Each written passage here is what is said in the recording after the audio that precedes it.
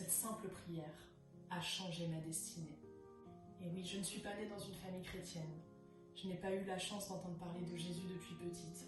Pourtant, j'ai eu des parents aimants, avec une grande sœur avec qui tout se passait bien de manière générale. Mais arrivé à l'âge de l'adolescence, j'ai commencé à me poser pas mal de questions.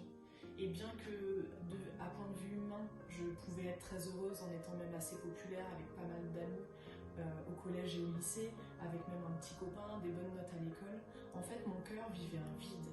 Quand j'arrivais le soir chez moi et que je me couchais, je pleurais souvent, j'avais un vide dans mon cœur, quelque chose que je ne pouvais pas expliquer parce que je n'avais jamais entendu parler de Jésus, mais il y avait vraiment ce vide dans mon cœur. Et en fait, ma sœur, petit à petit, s'est mise à changer.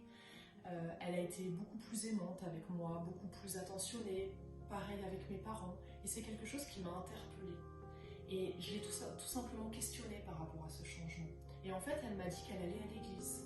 Alors j'ai voulu aller dans cette église pour voir ce qu'elle vivait, comprendre ce que ma sœur vivait. Et en fait, quand je suis arrivée dans cette église, j'ai été interloquée par l'amour que les gens témoignaient à ce fameux Jésus. Les gens louaient, les gens manifestaient quelque chose d'extraordinaire. Et même si je ne comprenais pas réellement ce qu'il faisait, j'ai compris déjà ce jour-là que ce qu'il vivait, c'était vrai. J'ai continué à aller à l'église petit à petit. Et un matin, j'ai tout simplement fait à Jésus cette simple prière, sans même avoir la foi à ce moment-là. Jésus, je veux vivre ce que ces personnes vivent. Donne-moi la foi. Et bien vous savez quoi?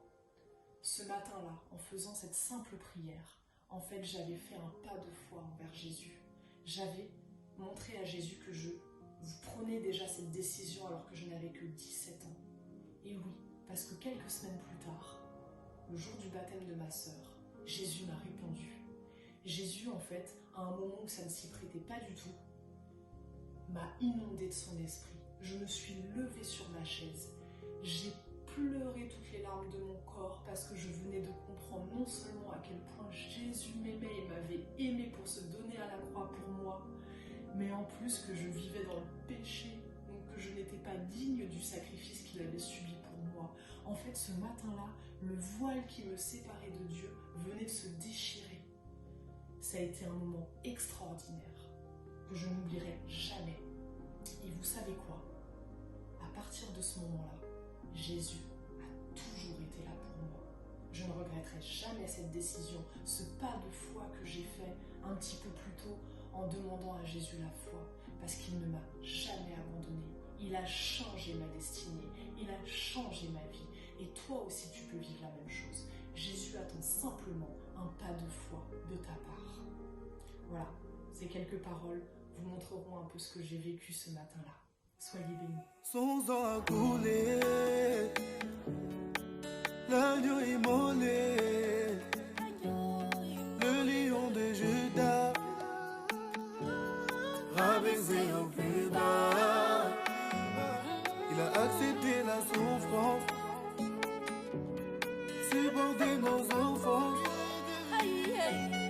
Il s'est fait crucifier, mais il est ressuscité. La mort n'a pas pu le retenir. Il avait prédit qu'après 3 jours il allait revenir. Oui, il est bien le Messie, car il accomplit toutes les prophéties. Maintenant à toi d'y croire.